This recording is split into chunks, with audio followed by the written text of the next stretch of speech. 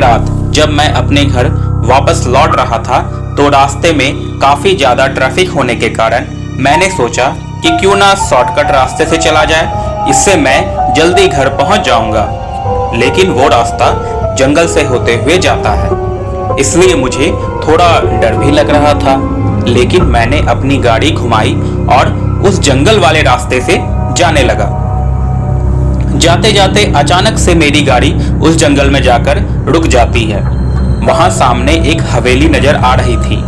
मैंने सोचा कि क्यों ना इस हवेली में रात बिताकर सुबह अपने घर वापस लौट जाऊंगा।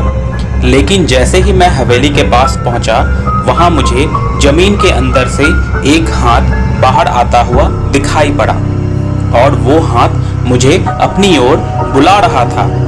मैं तो काफी डर गया, मेरे तो पसीने छूट रहे थे। तो मैंने किसी भी तरह हवेली के अंदर पहुंचा तो वहां मुझे एक लड़की दिखाई देती है और जैसे ही मैं उसके पास गया तो देखा उसके पैर उल्टे थे और चेहरे पे अजीब से निशान भी थे। मैं भागता हुआ उस हवेली से बाहर आया तो अचानक मेरी नींद खुली और मुझे लगा, ओह, ये तो बस एक सपना था।